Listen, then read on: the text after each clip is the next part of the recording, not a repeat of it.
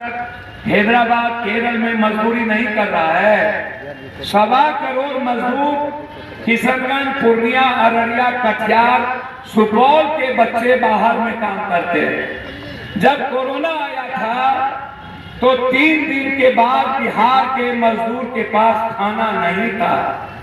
पूरे दिल्ली में हम पर 22 केस हुआ। कोई ऐसा मजदूर चाहे बंगाल का हो, यूपी का हो, बिहार का तो छोड़ दीजिए, सारे मजदूरों के घर पर जाकर राशन पहुंचाना थी। 1.5 महीने का हाथ में पैसा 2000 रुपया देना। जो जितने लोग पैदल चल दिए थे, गाड़ी नहीं थी, 40 किलोमीटर तक हर लोगों के हाथ में 1000-2000 रुपया देकर, झोला में पानी 4 देकर, पाव रोटी देकर हमने बिहार विदा किया। 30 की ताली मत बजाइए एकदम।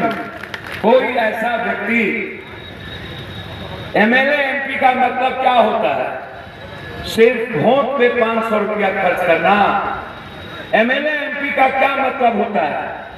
कि एमपी एमएलए मंत्री बनने के बाद जनता के जेब पर नजर रखना। एमएलए एमपी का क्या मतलब होता है? मतलब होता है कि हर व्यक्ति की मदद, हर व्यक्ति की खुशी, हर बिना किसी जाति धर्म पूछे कौन आपका वोटर है, कौन आपका वोटर नहीं है। आपका जो वोटर है आप उसको बहुत मानिए, आप उसको भगवान रख लीजिए, लेकिन आपके क्षेत्र में जो कोई और भी जाति के वोटर है, हो सकता है आपको वोट नहीं देता, क्या उसको न्याय तो मिलेगा ना आपसे?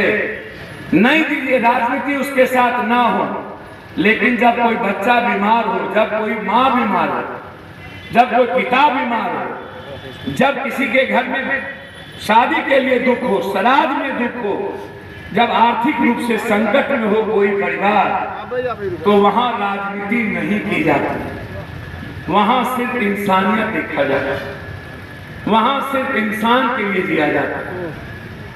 पप्पू यादव ने इस देश के 140 करोड़ लोगों के लिए हमने जीने का प्रयास किया। हमारी औकात नहीं है कि मैं सब तक मदद पहुंचा दूं, लेकिन इतनी औकात तो है हमारी कि जो संकट में रहेगा उसका आंसू पोंछ पाऊं, उसकी मदद कर पाऊं, उसके लिए जी पाऊं, उसके साथ खड़े रह पाऊं, उसके संकट में पप्पू यादव रात के 2 बजे पहुंच पाए। यह देश का पीएम कभी क्यों किसी से बात नहीं करता? इस देश का मोबाइल बंद कर, ए भैया क्या करते हैं? इस देश का मुख्यमंत्री जी, कभी आप किसी से आंख मिलाए, कभी आप किसी के गले लगे, कभी आप किसी को अपने बच्चे की तरफ प्यार किया, कभी आप किसी को पिता की तरफ पैर छुए, कभी आप किसी मां के आंगन में देखे कि उसकी जिंदगी कैसे है? 7.5 करोड़ मात्र एसी है इस देश में। मोबाइल हो जाना किसी के हाथ में मजदूरी करके, कभी आपने देखा कि 5 इंच के दीवार के भीतर उसके पास अपनी मां के इलाज के लिए पैसा है कि नहीं, उसकी बहन के लिए जीवन में कुछ है कि नहीं। एक मोटरसाइकिल किसी तरह से कोई खरीद लिया, उसको आप गरीब समझिए। 84 करोड़ लोग, आपको आश्चर्य होगा, भारत में आजाद हिंदुस्तान के बाद देश का पीएम लाल किला से, नुमान भाई आइए ऊपर, देश का पीएम लाल किला से क्या कहता है? लाल किला से कहता है कि 5 किलो अनाज में आपको भेज दिया। ये 5 किलो अनाज पीएम साहब, सीएम साहब, यदि किसी एमपी के बेटा बेटी और आप, मुंशी जी, सरपंच साहब भेज दिया जाए, तो हमको आप एक बात बताइए, क्या आपका बेटा जी लेगा? मेरी बिल्ली हम ही से म्याऊं, मेरा ही पैसा, मेरे ही टैक्स का पैसा और मेरा ही 5 किलो अनाज आप एफसीआई गोदाम से उठाते हैं और वही अरवा चावल को आप हमको देकर और फिर कोटा में लेकर के दोबारा फिर भेजते हैं। और आप कहते हैं कि 5 किलो अनाज गया ना, मतलब भारत के 140 करोड़ लोगों में 84 करोड़ लोगों को अरवा चावल भेज के हम वोट लेते हैं, और इस भारत के लोग 5 किलो अनाज पर भावना में बहकर या याद करके वोट दे देता है 5 किलो अनाज आए। आप हमको बताइए, 92% भारत के लोग मात्र 6,000 रुपया कमाता है महीना। ये 6,000 रुपया महीना कमा करके क्या पप्पू यादव का बेटा बरिस्ता में कॉफी पी लेगा? क्या पप्पू यादव का बेटा या किसी एमएलए एमपी का बेटा क्या केएफसी में जाके लेग पीस खा लेगा? क्या किसी बड़े घर का बेटा क्या इस मिडिल क्लास और किसान और गरीब के बच्चों को क्या बर्गर खाने का शौक नहीं होगा? क्या पिज्जा खाने का शौक नहीं हुआ होगा? क्या वो सड़क के किनारे सड़ा हुआ चाउमीन खाकर और सड़ा हुआ पानी का गोलगप्पा पीकर 5 रुपये में अपनी जिंदगी को संतुष्ट कर लेता है, और ये नेता अपना पीठ थपथपाता है? कब यह नेता आपसे मिलता है? कोई ऐसा बिहार में आप हमें बताइए, कब कोई ऐसा? क्या कारण है कि हर चीजों में हमारे अरुण जी, जब आप वीडियो के पास आते हैं, जब आप कोटा में जाते हैं, जब आप प्रमाण पत्र बनाने जाते हैं, जब आप जन्म प्रमाण पत्र बनाने जाते हैं, जब आप आय प्रमाण पत्र बनाने जाते हैं, तो आपसे पैसा 400 रुपया, 300 रुपया। थाना में जाइए तो धारा जोड़ने के लिए पैसा, फिर जाइए तो चार्जशीट देने के लिए पैसा, चार्जशीट नहीं देने के लिए पैसा, डायरी में नाम देने के लिए पैसा, डायरी से नाम निकालने के लिए पैसा। क्या हिंदुस्तान के और बिहार की राजनीति में जनता का मतलब सिर्फ इन नेता और पदाधिकारी को घूस देना बन गया, चोरी करना बन गया? सिर्फ हम पैसा इसीलिए पैदा हुए थे कि जीवन हमारा दादा मर गया तब भी हमारा पर्चा नहीं कटा, छरदादा मर गया तब भी पर्चा नहीं कटा, हमारा बेटा अब जिंदा है, उम्मीद किए हुआ है, आशा किए हुआ है कि हम कहीं न कहीं जाएंगे तो हमें न्याय मिले। यदि हिंदू मुसलमान जाति धर्म मंडल केवल धानु शाह निषाद मल्हार शर्मा जसवाल जादव भूमियार राजपूत ये सब ना हो, कब तक कीजिएगा? कब तक दिल्ली और पटना की राजनीति में हम आप फंसे रहेंगे? जो लोग, मैं बड़ी विनम्रता के साथ कहना चाहूंगा, मैंने कोई ऐसा व्यक्ति नहीं जिसके लिए हम और हमारे वर्कर और हमारे नेताओं ने खून पसीना एक ना किया हो। नेताजी, जनता से बड़ा कोई नहीं होता, लेकिन आप हमेशा कभी दिल्ली की बात करते हैं, कभी पटना की बात करते हैं, आप पूर्णिया की बात क्यों नहीं करते? आप जलालगढ़ की बात क्यों नहीं करते? आप जलालगढ़ में निजगवा गांव की बात क्यों नहीं करते? आप गढ़बनेली के गांव की बात क्यों नहीं करते? कि वहां हमारे पास कौन आएगा? हमारे गांव का पीएम सीएम कौन होगा? हमारा पीएम और सीएम कौन होगा? हमारी बात कौन करेगा? हमारे लिए सुबह उठेंगे तो किसके पास जाएंगे? कभी इस हिंदुस्तान के पीएम के पास आप जा सकते हैं, कभी इस बिहार के सीएम और मंत्री से मिल सकते हैं? कितने दिनों के बाद? क्या कोई मंत्री किसी को फोन कर दे?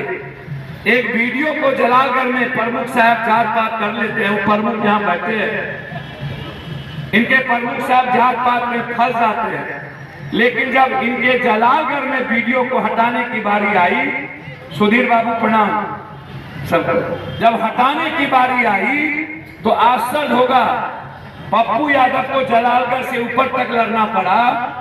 जो आदमी अपने पंचायत समिति, अपने ब्लॉक प्रमुख और मुखिया का सम्मान ना कर पाए, जो अपने वार्ड सदस्य वार्ड काउंसिलर के कि भावनाओं का आदर जो पदाधिकारी ना करे उसको 48 घंटे के अंदर पप्पू यादव जब तक रहा वो 72 घंटा भी अपनी जिंदगी नहीं जी सकता। या तो गोरिया बिस्तर बांध के जाएगा या तो सरकार यहाँ आएगा।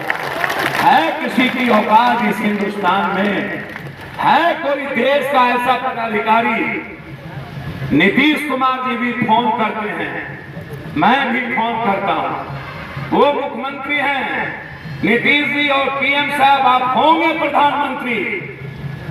आप संवैधानिक प्रधानमंत्री और मुख्यमंत्री हैं, जिसका फोन कभी नहीं सुनता है पदाधिकारी। हम जनता के बेटे हैं, फोन करने के बाद नहीं सुनेगा, या तो हम रहेंगे या तो वो रहेगा, तो ही बात होगी। आपका नहीं सुनता है। कोई ऐसा अस्पताल आप याद करिए भारत का, जहां किसी की मां, किसी का पिता, मैं रहूं ना रहूं दिल्ली में, मैं रहूं ना रहूं पटना में, इस बिहार का हर अस्पताल पे दस्तखत लिखा हुआ है कि किसी का फोन आए मत उठाना। सिर्फ एक आदमी का फोन उठा के काम तुरंत कर देना, उसका नाम है पप्पू यादव। यदि वो नहीं करेगा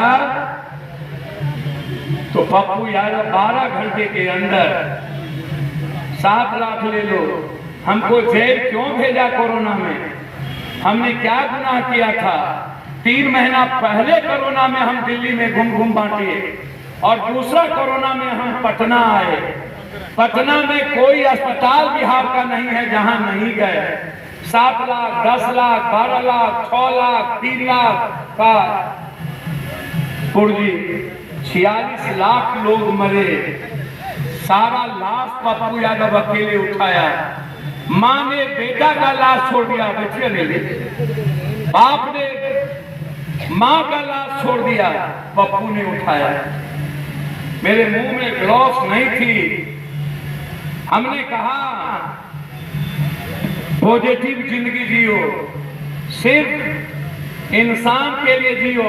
हमारे साथ रहने वाला ना कोई गार्ड कोरोना में आया, ना मेरी पत्नी, ना मेरा बेटा, ना मेरी माँ, ना मेरा भाई, ना मेरा दोस्त, ना मेरा ड्राइवर, ना मेरा पीए। मेरे साथ में रहने वाला एक भी आदमी कोरोना से पीड़ित नहीं हुआ।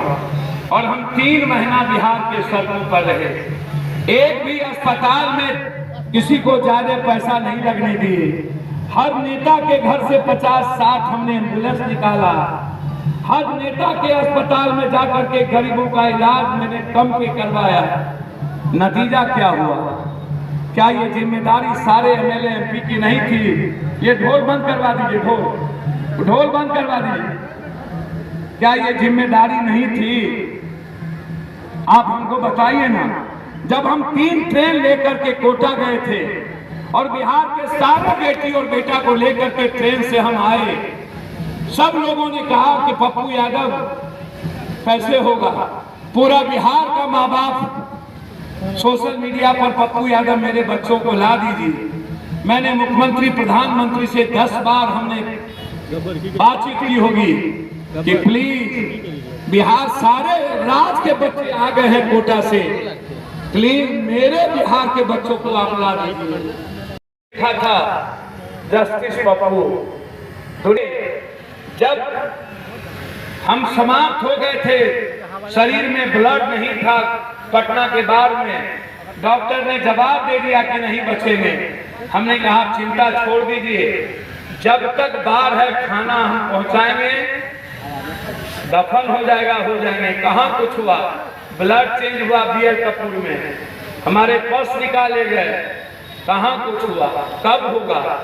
मैं नहीं मानता हूँ जो कभी किसी इंसान की सेवा करता है और बिना जाति धर्म भर के, बिना नफरत के, बिना किसी अहंकार के, सिर्फ भगवान समझ करके मदद करता है, पैर छूता है, उसको दुनिया में कोई भी चैलेंज नहीं कर। ईमानदार आदमी को आप देखते हैं, एक भी भारत का पीएम और सीएम ईमानदार क्यों नहीं होता है? इन सबको पैसा ही क्यों चाहिए? अरबों खरबों रुपया, क्योंकि इन्हें राजनीति करनी है। हम इसीलिए आपके बीच आज विकट परिस्थिति में कस्बा के साथियों ने, कस्बा के हमारे बहुत सारे बुजुर्गों ने, वर्तमान मुखिया ने, पूर्व मुखिया ने, बहुत सारे वर्तमान प्रमुख, पंचायत समिति, पुरानी बातों के जज्बात के साथ आज जो वार्ड काउंसलर से लेके हमारे परिवार के सारे लोग घर से निकल करके आप कस्बा आए। मैं जानता हूं, मैं हमेशा कहता हूं कि चाहे हमने शुरू की कोरहा से, कोरहा के लोगों ने बिना देखे सैलाब उमड़ा, जब हम बरसात हो रही थी 5 दिनों तक, और जिस तरीके से रुपौली, भवानीपुर, बरारा के लोगों ने गांव घर नहीं छोड़ा, गली, सभी जाति धर्म के लोग पागल थे। रात हम वहीं थे, कभी हमें रहना पड़ता। कल फतवा में एक दलित परिवार के मां के मुंह पर पेशाब कर दिया, 1500 रुपये के चलते नंगा घुमाया। कल भर दिन वहां लड़ना पड़ा। फिर रात में हम रुपौली थे। परसों 2 मजदूर को बंजारी सीमेंट फैक्ट्री में मार दिया गया, वहां थे। उनके परिवार में खाने तक के लिए कुछ नहीं था, 10 लाख रुपया पहुंचाना था। लोगों ने, दोस्तों ने, सबने मदद की, और हम दोनों को, दोनों मजदूर को जिंदगी जीने के लिए मैं हमेशा कहता हूं, अरे यार पैसा रह के क्या करेगा। तालिबान में लोग प्लेन में मर गए, सड़कों पर मर गए, पैसा रह पाया। यूक्रेन में किसी के पास पैसा बचा। मणिपुर में मत्तो और कुत्ते के झगड़े में किसी के घर में पैसा बचा। 4 दिन पहले एक देश में भूकंप आया और 20,000 लोग बह गए, किसी के जेब में पैसा रहा। याद रखना, यह पैसा पड़ोसी का है या पैसा गरीब का है। तुम्हारे पास पैसा हो न हो, पप्पू यादव जब तक जिंदा है, पैसे के अभाव में हिंदुस्तान के किसी एक गरीब को मरने और उसको अभाव में जीने पप्पू यादव ने नहीं दिया है। मैं जब तक हूं, मेरा शरीर, मेरा चमड़ी, मेरा खून, मेरे मन पर, तन पर, धन पर, परिवार पर, मेरे सब कुछ पर आपका हिस्सा है। हम क्या करेंगे लेके?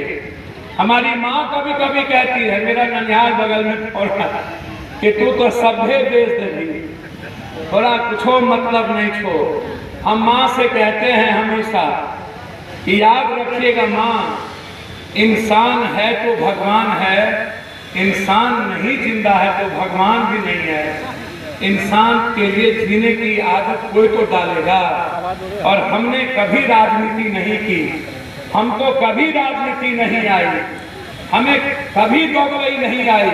हमेशा एक विचारधारा से हम चले, हमेशा हमने मोहब्बत बांटा, हमेशा नफरत बांटने वालों के खिलाफ हम जंग लड़े, हमेशा समाज बांटने वाले के खिलाफ हम उसके खिलाफ जितना महाभारत नहीं लड़ता होगा उससे ज्यादा लड़े। हमेशा उस ताकत के खिलाफ हम लड़े जो ताकत किसी कमजोर और मिडिल क्लास के परिवार को उसके जीवन में दखल देता है।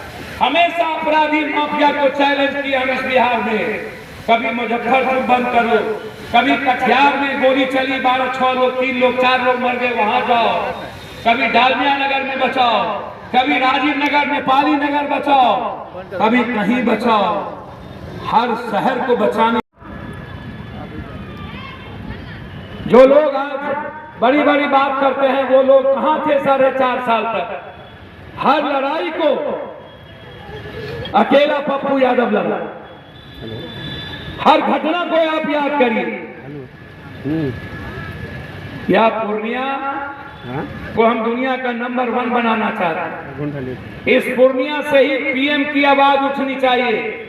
मधेपुरा में गडकरी आए थे ना, तो उन्होंने कहा था, सबने कहा पप्पू यादव के लिए मत जाइए गडकरी साहब। उसने कहा कोसी सीमांचल का, चाहे वो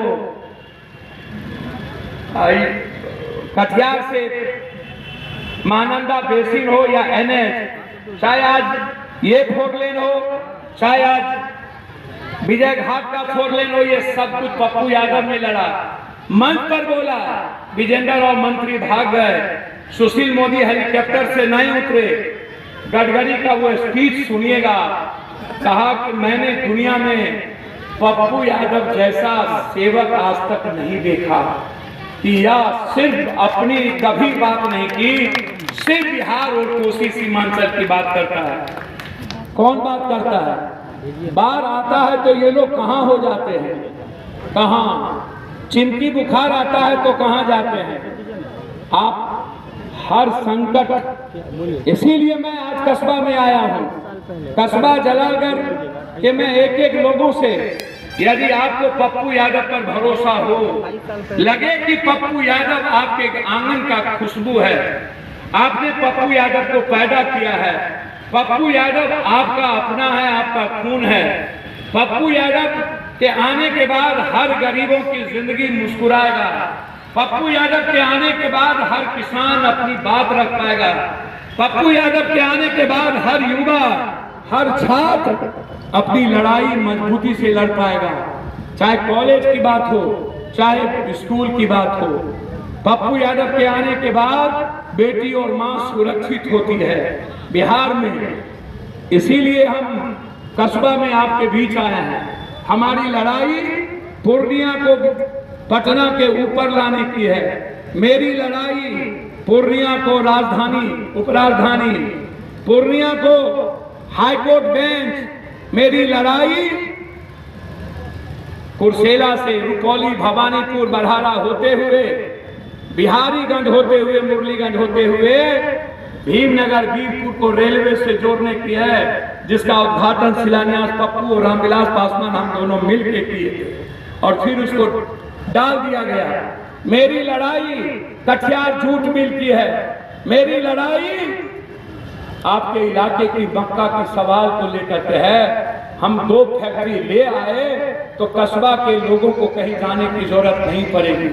हम 2 मखान की फैक्ट्री ले आए, 4 कम से कम किशनगंज, अररिया, पूर्णिया, इस इलाके में और कटिहार, 4 जिले में जहां मखान 92% मिथिला कोसी सीमांचल देता है।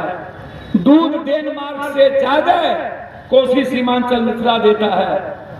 हम एक दूध की फैक्ट्री से गुजरात हो सकते हैं, तो फिर मधेपुर की फैक्ट्री अमित भाई बंद क्यों हो गया? आप हमारे बनबंकी चीनी मिल की बात कभी नहीं किए, आप हमारे जूट मिल की बात कभी नहीं किए, आप हमारे पेपर मिल की बात कभी नहीं किए, आप हमारे एम्स खोलने की बात कभी नहीं किए। आप हमारे यहाँ प्रमुख साहब आइए, आप हमारे यहाँ आ जाइए ना प्रमुख साहब, बैठ रहे। मैं कई बार तो कई मुखिया जी को बोला, सब लोग खड़े रह जाते हैं।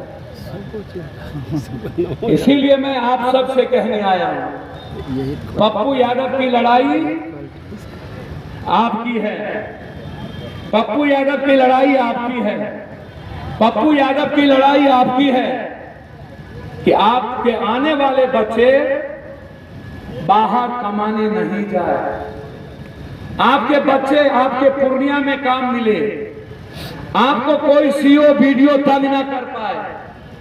हमारे कौन लड़ता है मुखिया जी आप लोगों की लड़ाई? कौन? 2 दर्जन मुखिया मरे, कौन जी? कौन गया वहां? किसने मदद की? लाइसेंस के लिए एक एक मुखिया की बात किसने किया? किसने किया? आप हमको बता दीजिए। कौन जाता है आपके वार्ड सदस्य के लिए? कौन जाता है सरपंच साहब के अधिकार के लिए? कौन लड़ता है ममता आशा के अधिकार के लिए? कौन लड़ता है जीविका के अधिकार के लिए?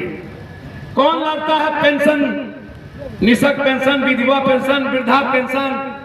याद रखिएगा, जिस दिन पप्पू यादव की हिस्सेदारी कोसी सीमांचल के लोग, आप यदि दिल्ली और बाहर के लोगों को बना सकते हैं, क्या जिस पप्पू यादव को आपने पैदा किया है, इससे ज्यादा लड़ने और मरने का जज्बा हिंदुस्तान में किसी के पास है? इससे ज्यादा हिंदुस्तान में किसी को मदद करने का जज्बा है? इससे ज्यादा किसी के पास देने का ताकत है इस हिंदुस्तान में? इससे ज्यादा मैंने तो कभी अपना जात ही नहीं जाना, हम कौन जात हैं, हमें पढ़ाया ही नहीं गया, ना बाप ने पढ़ाया, ना हमें संस्कार मिले। ना सोचिएगा कि पप्पू यादव आने के बाद कोई भी आदमी, कोई भी व्यक्ति किसी गरीब के जिंदगी में दखल नहीं दे सकता।